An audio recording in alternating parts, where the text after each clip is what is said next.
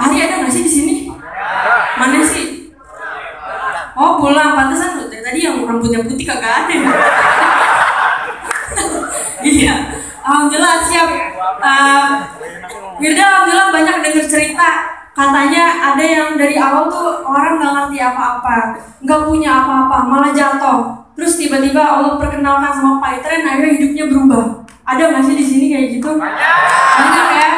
Nah, satu hal yang Wirda alhamdulillah syukurin banget Pak Itren itu ada, karena menurut Wirda cuma Pak Itren satu-satunya, nggak tahu ya kalau misalnya di luar juga ada.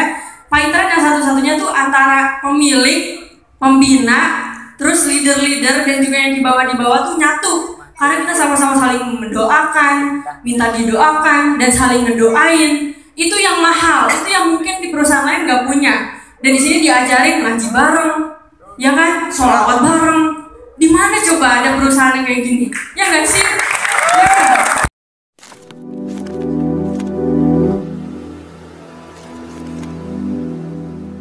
Assalamualaikum warahmatullahi wabarakatuh. Welcome back to my channel Detektif Di. Ya teman-teman, video kemarin ada yang berkomentar gitu ya tentang sebenarnya itu video kayak pembelaan gitu. Saya nggak tahu itu ya kelompoknya Yusuf Mansur atau apa ya anak buahnya Wida ya teman-teman.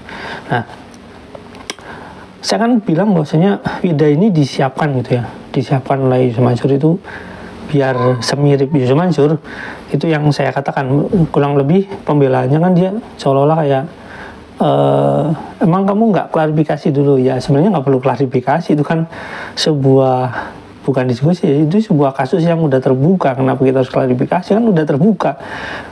Jadi banyak orang yang nggak memahami konsep Islam gitu ya, misalnya seperti tabayun, atau itu kan konfirmasi gitu, kayak tabayun. Terus kita harus husnuzon. Orang Islam di Indonesia itu banyak yang nggak ngerti apa itu konsep tabayun, apa itu konsep kita nanti konfirmasi gitu ya. Terus husnuzon itu banyak orang yang ngerti konsep itu. Sebenarnya apa sih yang dimaksud dengan tabayun dan hal-hal lain gitu ya.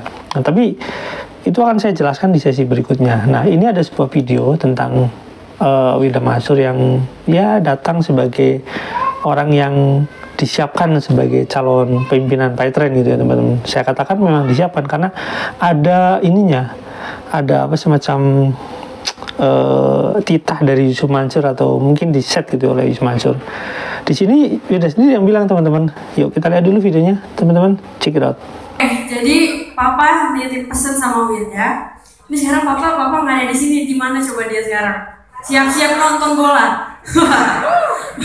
Kemarin di mobil Papa bilang, "Kak, udah kakak besok ke Surabaya ya gantiin Papa." "Kenapa emang mendadak amat? Papa mau nonton bola." Aduh, gimana nih? Masa Pak Itrennya dibelakangin, bola diduluin? Justru kan kalau misalnya ntar insya Allah Pak Itren bisa ngebeli klub bola gitu, bisa diakuisisi gitu. Kalau alasan aja biar bisa nonton ini mah. Ya alhamdulillah sekarang Papa ada di Jakarta dan kita tukeran posisi. Sekarang Wira di Surabaya. Gini, kadang tuh kalau misalkan ada seorang ayah yang punya anaknya tuh dipersiapkan supaya bisa ganti bapaknya kapan aja.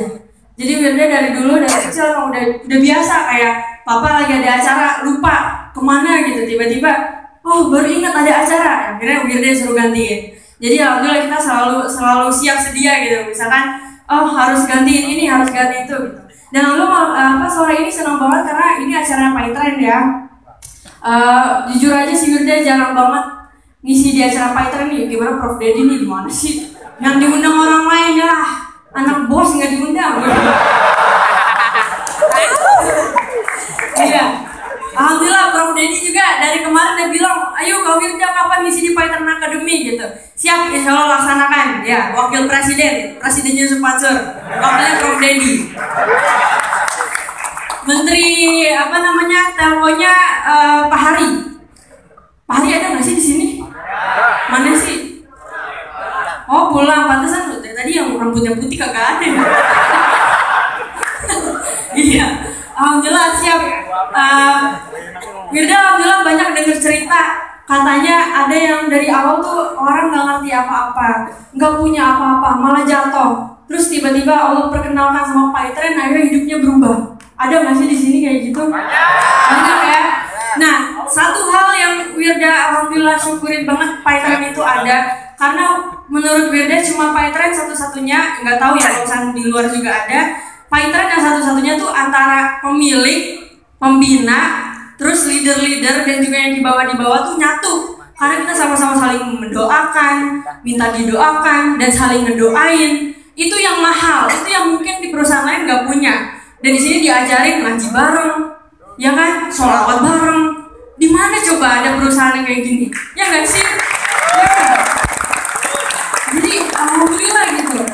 Kalau misalkan PyTrend atas izin Allah bisa ngasih dampak positif, apalagi tugasnya Wirda insya Allah nih bakal nyarin PyTrend kepada anak-anak muda, supaya kita jangan cuma bisnis doangan tapi ibadahnya nggak ada. Karena kan selama ini orang ngejar duit, tapi Allahnya ketinggalan, ya enggak? Ya kan? Makanya Wirda selalu dipesanin sama Papa bahwa kuncinya bisnis itu cuma satu, pegang Allah. Ntar kalau kita pegang Allah, Allah yang megang bisnisnya kita. Gitu kuncinya. Ya, alhamdulillah. Udah sore, pasti semuanya udah pada capek. Acaranya dimulai dari tadi ya. Wirda cantik sih. Enggak, bercanda ya, bercanda. Alhamdulillah ya. Itulah bapaknya aja ganteng kan? Iya. Anaknya cantik lah ya. Iya. Nah, Wirda tuh selalu ingat sama pesan Papa bahwa yang membawa keluarga kami hingga sampai saat ini, yang membuat PyTrend bertahan sampai saat ini, itu alhamdulillah wasilahnya karena wasilah Quran. Karena perjuangan PyTrend dari awal sampai akhir tuh alhamdulillah Wirda menyaksikan langsung. Karena memang Wirda sering pergi sama Papa, kalau misalnya ada rapat pergi, kalau misalnya ke sini ke situ pergi, lagi ngurusin ini tuh pergi. Jadi Wirda selalu tahu lah seperti apa kondisi di lapangan. Kadang tuh Papa bisa jam 12 tuh masih meeting buat PyTrend. Pulang-pulang kita jam 1 pagi. Itu tuh sebuah rutinitas gitu. Apa-apa kayak Papa tuh sangat memperjuangkan PyTrend banget. Sangat benar-benar terjun di lapangan langsung. Kalau ada apa, dia jalan sendiri. Kalau ada apa, dia jalan sendiri. Kalau ada apa-apa, dia jalan sendiri. Jadi alhamdulillah kasih Allah Wirda melihat bagaimana Papa benar-benar ngejagain PyTrend tapi dengan Quran gitu. Alhamdulillah kita juga punya pasukan banyak di Darul Quran kan. Ada santri dan alhamdulillah mitra-mitranya juga soleh-soleha. Jadi menurut Wirda, jika ada satu masalah itu insya Allah tidak akan memberi efek apa-apa. Kenapa? Karena army kita tuh jauh lebih kuat daripada masalah itu sendiri. Insya Allah. Apa sih army itu? Apa sih? Kita punya ini yang mungkin tidak dipunyai juga oleh perusahaan lain, di mana karyawan-karyawan kita juga pada ngaji. Karyawan-karyawan kita pada hafal Quran, pada ngafalin Quran, pada baca sholawat, pada doa. Ini kekuatan yang sangat mahal. Jadi Wirda ngerasain kalau misalkan ada masalah itu nggak pernah lama, cuma bentar lah paling. Semua kan tentu ada proses, tentu ada ujian gitu kan. Waktu Imani lagi diperjuangkan banget, Wirda tahu banget kayak apa kondisi di lapangan. Imani gitu kan. Terus Papa bilang sama Wirda, udah Kak, kamu sholat doain ya buat Imani, doain buat Papa, doain buat Mitra, doain buat semuanya yang di PyTrend, baik mitranya maupun yang kerja dan segala macam. Oke, kita pasang badan, doain betul supaya Imani bener-bener keluar. Berjalan 1-2 hari sampai seminggu, 2 minggu, 3 minggu, kan awalnya dikasih tahu nanti Imani tunggu turunnya tanggal segini gitu, tapi ketunda lagi. Terus kita hajar lagi pakai ngaji, pakai salawat, ketunda lagi. Hajar lagi ngaji, salawat, ketunda lagi. Sampai akhirnya benar-benar diresmikan bulan Juni dan panitia pelaksana acara itu adalah Wirda sendiri. Alhamdulillah. Semuanya dari mulai panggungnya, dari mulai tendanya, sound system segala macam, sampai penerimaan tamu segala macam tuh alhamdulillah Wirda turun tangan sendiri. Jadi alhamdulillah walaupun tidak terlalu terlihat di spotlight bahwa ini ada Wirda gitu.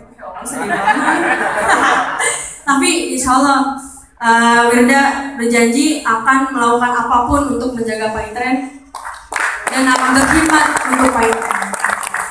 Terima kasih buat teman-teman semuanya atas doa-doanya. Jangan pernah putus berdoa karena doa adalah kekuatan kita yang paling. Oke, itu teman-teman videonya. Nah teman-teman, di situ kan jelas ya. Dari video itu saya catat sebagian yang biar nggak salah ya. itu Wildan Mansur sendiri yang bicara, dia dipersiapkan sebagai pengganti gitu ya, kurang lebih seperti itu bahasanya. Jadi saya nggak ngada-ngada gitu ya teman-teman, kalau misalkan Wildan Mansur memang semirip itu dengan kelakuannya dengan bapaknya, ya memang sebagai penggantinya gitu ya, karena Yusuf Mansur mungkin tahu dia itu bakal bermasalah gitu ya, dan dia mempersiapkan Wildan ini dengan, makanya Paytren itu ya emang nantinya ya penggantinya si Wildan, walaupun alhasil itu ya teman, alhasil tuh Paytrennya ya bangkrut gitu ya. Nah, terus kemudian apa ya, selain dibikin mirip itu, Wildan Mansur itu cara ininya ya, cara bukan dakwah ya, stand up komedinya gitu ya, atau lawakannya itu ya memang mirip gitu, dipersiapkan bukan cuma mirip perilaku bisnisnya gitu ya, tapi memang mirip omongannya itu mirip gitu. Terus dia bicara tentang bagaimana bicara tentang kehebatan ayahnya gitu ya, yang kurang lebih intinya memang disiapkan untuk sebagai penerus yang kayak nanti oke, ini saya hebat karena bapak saya gitu, kayak gitu intinya. Nah tapi ketika Paytrennya bangkrut, dia nggak bisa konfirmasi apa-apa. Terus kemudian gini, yang paling menarik adalah ketika Paytrennya itu turun, drop gitu, karena memang semakin banyak, namanya juga awalnya MLM gitu ya, semakin banyak orang yang mengkonfirmasi akan kerugiannya, semakin banyak, semakin bubble, lama-lama kan otomatis perusahaan itu bubble. Mana ada sih MLM yang nggak ini ya, nggak punya korban gitu ya. Ini usus MLM yang nggak jelas itu ya, terkecuali memang ada MLM yang memang benar-benar bonafide dan itu bagus. Saya nggak ngerti sih, sampai sekarang saya belum nemu itu gitu ya. Nah ini dia bikin bisnis token kripto. Nah itu mungkin juga yang dimaksud si komentator ini, bahasanya untuk mengklarifikasi gitu, atau tabayun konsepnya.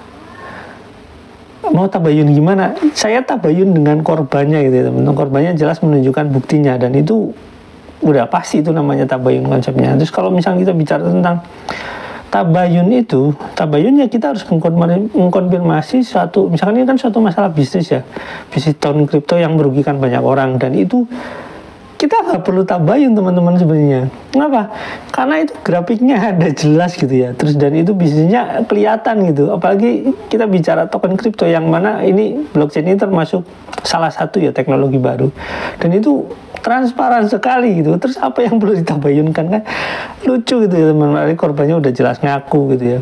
Orang Islam itu kayak apa-apa itu bicara gitu, seolah-olah kita harus tanya sama korbannya atau sama pelakunya, sama penjahatnya. Misalnya gini, sebagai contoh, misalkan ada seorang koruptor gitu ya, terus dia ditangkap, terus kita ngasih komentar, terus dia dijatuhi hukuman nih sama jaksa, atau misalnya dijatuhi hukuman, maksudnya dia dituntut untuk dipenjara 4 tahun gitu. Nah kita mengkonfirmasi itu gitu ya sama beritanya. Nah terus kemudian diputus sama pengadilan, diputus sama pengadilan misalkan 2 tahun misalkan itu, karena apa ya, di kita itu kayak kadang-kadang agak aneh gitu, korupsi sekian ratus miliar ya cuma sekian tahun gitu. Terus kita harus mengkonfirmasi sama penjahatnya itu, sama koruptornya, karena enggak, itu kan lucu.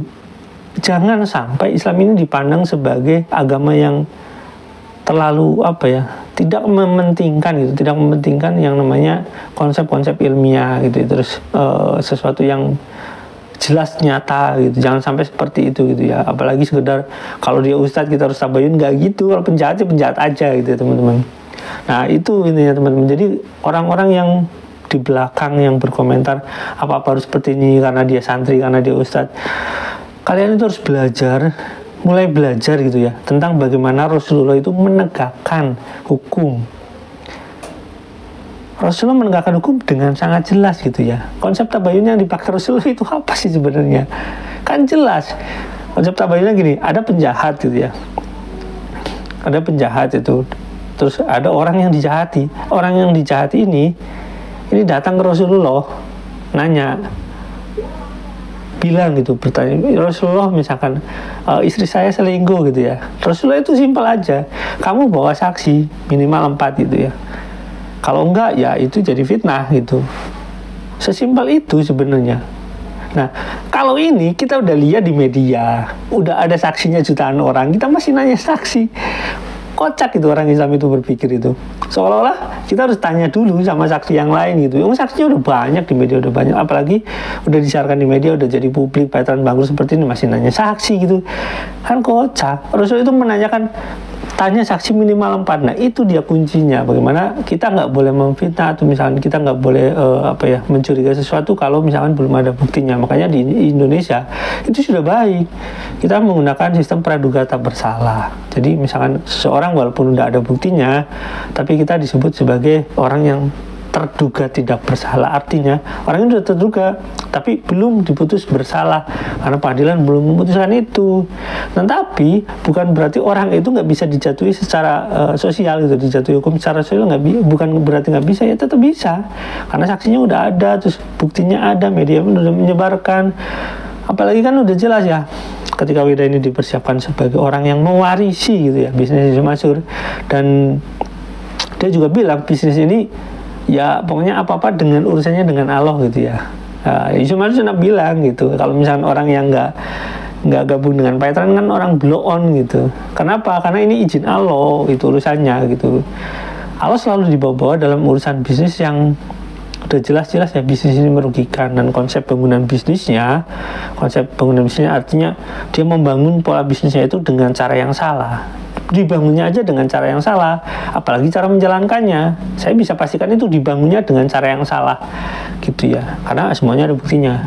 Nah gitu teman-teman, ini saya menjelaskan bahwasanya Ibnu Mansur memang ya disiapkan. Makanya banyak orang berkomentar juga bahwasanya ya buah jatuh nggak jauh dari pohonnya, ya itu diibaratkan seperti itu. Sampai sini jangan lupa like, subscribe, komen, jangan lupa juga share. Wassalamualaikum warahmatullahi wabarakatuh. Bye.